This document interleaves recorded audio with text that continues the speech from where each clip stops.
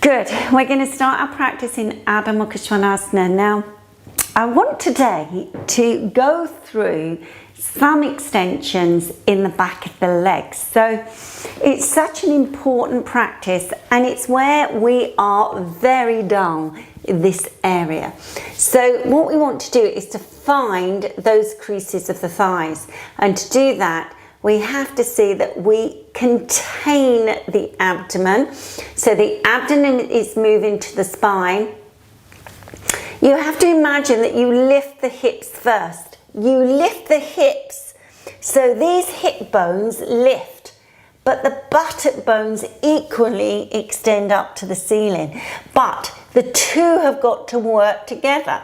So that may be a bit confusing, because you may want to just lift the buttock bones, but actually what you've got to do is to lift these frontal pelvic rims at the same time. And then slowly come into your Adho Mukha Svanasana. So you can see that, you know, if you are looking at the video, then I know some of you will be in the pose, you'll be able to see my heels are not down. I can easily put my heels down, but not with integrity. So I want to lift those pelvic rims and buttocks at the same time. They work together. And then extending back, letting the head release towards the floor side.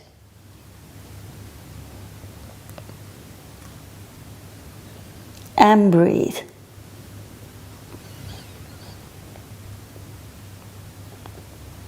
So be in Adho Mukha Svanasana for a few moments. I know it's quite strong to take your weight, but see that you're in this pose for a few moments and breathe. Okay, so time to walk your feet towards your hands. So the same thing applies. As you walk your feet towards your hands, you want to have your outer heels to the outer side of the foot bone and the outer side of the mat. So you've got to see that you are lining up to the edge of the mat. Inner thighs to outer thighs, front thighs to back thighs, and lift those frontal pelvic rims.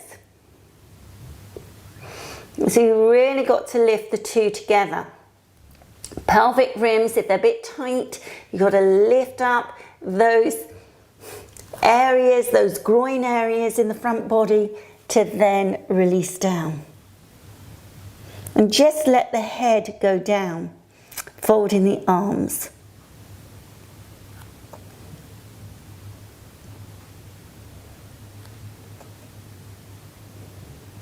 Just be there for a few moments. Let the head go. Let the legs work. So you want to try to get some even weight around the pelvis in your Uttanasana today. So every time you lift those thighs, you want to see that the body groins beside the pubic plate are really deepening their action. The buttock bones are deepening the action. All of this needs to be there. Okay, enough. Slowly coming up. All right, so you can see I'm at the wall. My back is to the wall, and I'm just in this position. Now I've got a belt here, so I'm going to use the belt so you'll be able to see.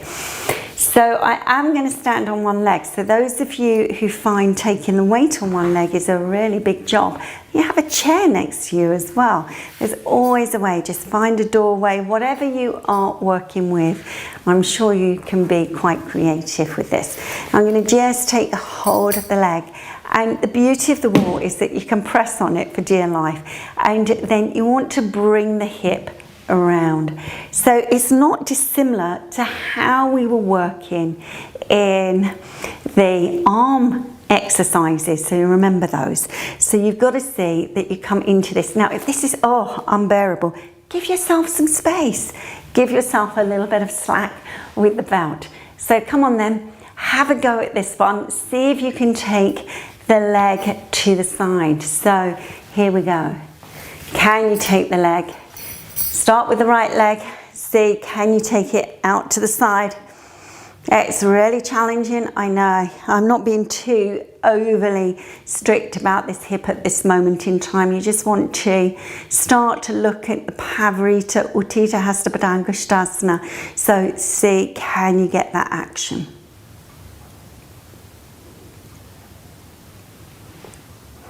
Yeah, this is a good action. Come on, other side now if you haven't already. So you want to see that you're getting that connection and opening. And then releasing. Okay, well done. All right, so we're going again for Uttanasana. So hopefully these hips are gradually opening. You're feeling the back of the thigh. Again to the outer edges of the mat. So this time when we come into this action, you want to prepare. So you want to get as much space in the side waist as possible. So I'm lifting up so much. Now, when I come forward, I've got to ground down with the legs, but the body groins are going deeper into the body itself. Yeah, there is movement for sure, because I'm quite stiff in that area, but you've got to see body groins first, body groins first, body groins first. Opening, chest open, and then look forward. Hold on to your legs and then see as you bend the arms, you pull the body towards the leg side. So come on, have a go. Off you go. You want to see that you're opening the back of the legs so much. Soft inhalation, exhalation. Keeping the back of the leg really nice and open. Open the back of the knee, back of the calves. All of this needs to really work well. Okay, well done.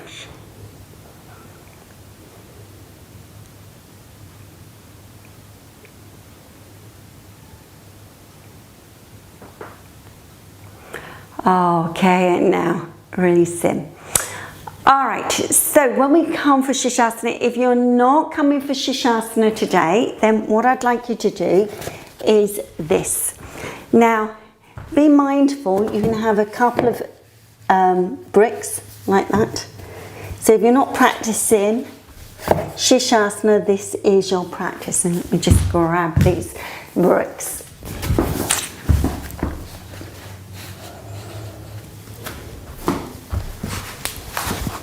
So you're going to be coming onto the support and being in this position like that. You straighten the legs, fine. Now, I know some of you already gone up into Sirsasana. Come back down and have a look at the video. All right, just have a look at the screen because we're coming into Pavarita Sirsasana. So when we come for this, it's quite a challenging action. I haven't brought this into the sequencing for a little while, so this is quite a nice thing to do. So when you're in this position, just let the head go back into the palms, soften the abdomen, and then go up into your pose. So if you are going up to the wall, that's fine. You can practice your extensions there. It's different when you come into the Pavarita on the wall because you've got to turn like that and slide the legs one to the back of the wall and one forward. You can see like that action.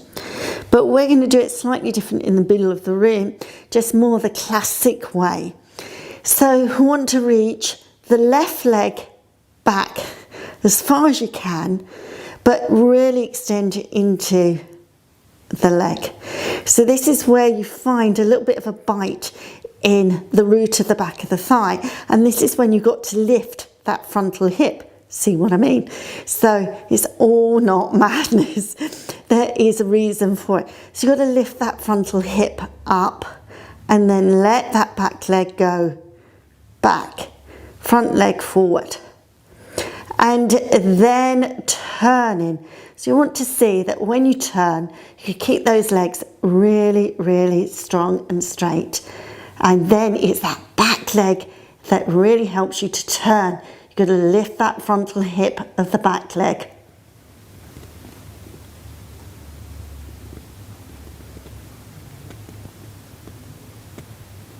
So you can see, hard to talk in that position, and then coming back. Okay, so you get the idea. So, such an important pose and so lovely to practice. When you come into this, it's that back leg that is a nightmare. You've got to see, can you lift that back pelvic rim right up? You're going to lift it up to let that leg release back. Otherwise, there's no connection really in the action. You want to gather the fibers and see where that leads you to. So just take your time with this. All right. So hopefully you're all coming up into your Sirsasana. Those of you already in your Sirsasana, then you've got a little way to go yet before you come down. If you need to come down, then do so. Just don't wait for me to say come down. All right, so once you're there, just be in a really nice, long, extended Sirsasana. Just be there for a moment. All right, now, taking your back leg back, so you're taking the left leg back and the right leg forward. Now feel how that back leg is so restricted at times. You want to see that you lift that frontal pelvic rim so much. Go and lift the pelvic rim as much as you can. Go and lift it even more, a little bit more, a little bit more, a little bit more. Yeah, this is the way that we need to practice, getting that action really nicely. All right, so if you've done one side, bring the legs back and go back up, lift up. And then we come to the other side. So again now, right leg going back, left leg coming forward, so you're turning towards the left side, the front leg is leading. Let that back leg go, let that back leg go. Go and see, lifting up nicely. Soft inhalation, exhalation. Yes, keeping that connection.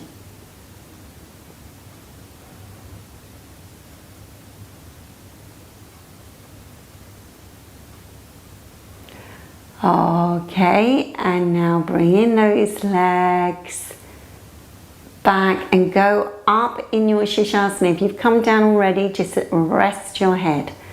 Rest your head.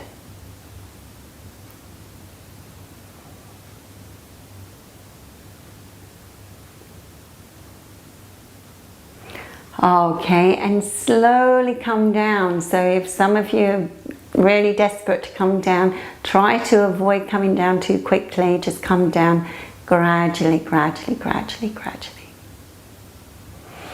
Okay, well done. Just keep your head rested for a moment or two. All right, so I want to bring this work now into our next action. So get your props ready for Sarvangasana. Now, when we come for Sarvangasana today, we're going to be practicing this action. Now, those of you who are a little bit concerned about this action, then you have to be mindful of all of these folds. And if there's still stiffness in the back and the hip, then you want to just modify it a little bit.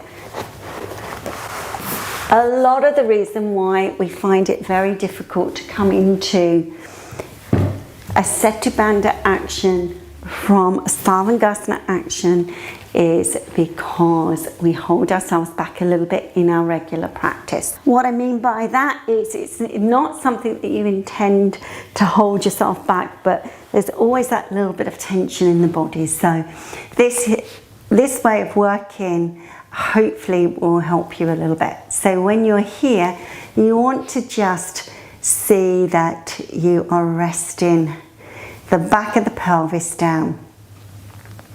So don't worry about, coming into a Setu and dropping back at this moment in time. Don't start turning off the video because there are options. All right, so this again is a very important action, your halasana. Now, if you can't reach the floor, you put your feet onto a chair. And you want to see that your groins go deeper in than your legs going down. So the legs sometimes take over and you lose that connection with the belly and the abdomen. So you want to get this action of moving in. Okay, so you want to get right onto the top of the shoulders. And then when we come into the action, we're coming into a classic Sarvangasana. Now I want to show you the classic version first so that you're aware of where we're going. All right, so what you want to do is to find your groins. So try and find an area where there's plenty of space so that you can come into Uttanasana. All right, then you want to turn the legs and see, can you bend the legs in this way? I know it's a bit of a weird position, you might get a bit of cramp as well, but that really helps you to lift this. It's almost like going and doing breaststroke. So those of you who are coming into this action, you find it very difficult, you're not going to drop back today, then this action is really good. So the legs out to the side, can you see I'm just seeing that I'm bending and then lifting the pelvis up. You'll be surprised how much it drops down, so how much that pelvis can lift, and then you bring the legs in. You see the action. So those of you who are just practicing that, practice that several times and then go back into your Sarvangasana. So some of you may want to have a go at the drop back. Now, if you're quite close to a wall, you can just find the wall. But if not, you want to see that you don't bend the legs like this. You've got to keep them in this position because you want to take those pelvic rims really forward and up. So you want to see that those pelvic rims lift quicker than you dropping back into your lower back. So they've got to go up. You can see that. So I'm controlling it, lifting up with those pelvic rims.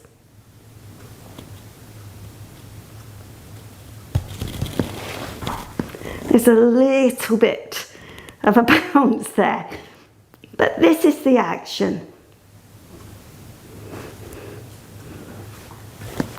Okay, so those of you going swimming with the legs, if you wasn't quite sure, replay the video and then be sure that you're getting that really nice collection of those frontal pelvic rims. Really important action. Those of you who are really confident, only do this if you're confident.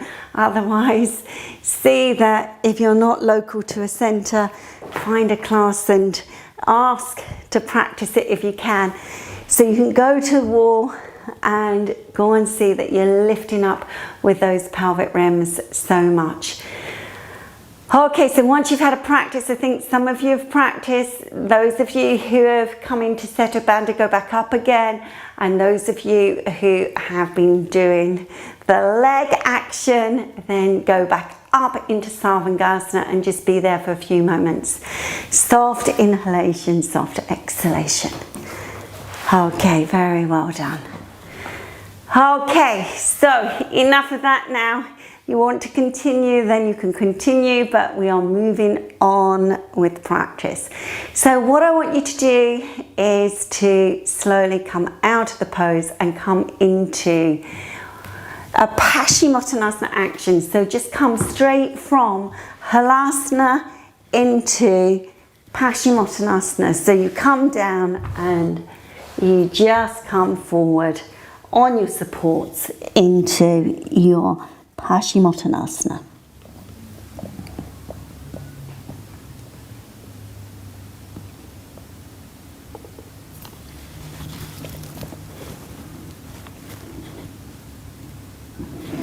And just be there for a few moments. All right, so quite a lot of work to be getting on with this week. I know there's quite a lot of challenging actions. Remember your back leg in your forward facing actions. Remember that back leg, that actually dictates your alignment. So it may not be so extreme for your practice, but just be aware that you've got to lift that front hip just to reconnect with that. Okay, well done. And slowly coming down. So what I'd like you to do now is to come into a bent leg Shavasana. So although we haven't added twists today, we have actually worked the legs to open the lower back, particularly in the Pavarita, Utthita Hasta Padangusthasana. Leg out to the side is such a strong action. So be sure that you just rest now, some very strong actions. Rest your abdomen. Just let the arms go out to the side. Close your eyes. Bring your thighs a little bit closer if your back permits, and just let the abdomen completely release.